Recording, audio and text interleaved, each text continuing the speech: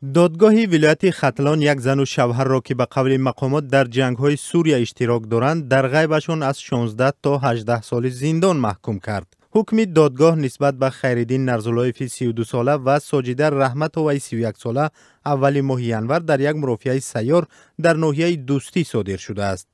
مقامات دادگاه گفتند که این جفت سال 2016 از روسیه طریق ترکیه به سوریه رفتند و به گروه تندروی دولت اسلامی پیوستند، اما یک سال باز از آنها هیچ خبری نبوده است. بر اساس تغییر بند 248 کادکس جنایی در ماه یولی سال 2017 دادگاه تاجیکستان حق پیدا کردند که حکم زندانی عیبدار شونده ها را به حضور آنها صادر کنند.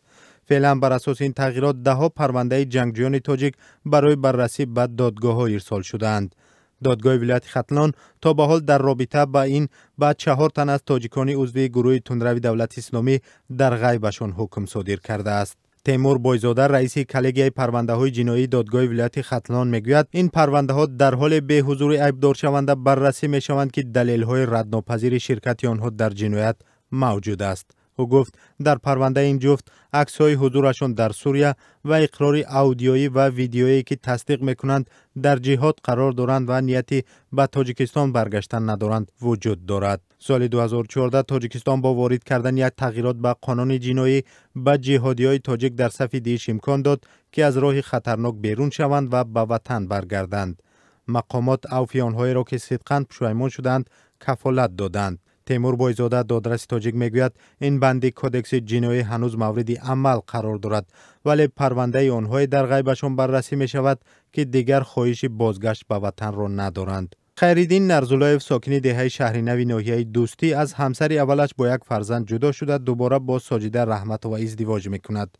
سال 2016 با همسرش از روسیه به سوریه می رود. اسلام الدین نرزالایف برادر خیرالدین روز 26 ینور در صحبت با رادیو آزادی گفت وقتی فهمید که برادرش به سوریه رفته است مقامات را آگاه کرد.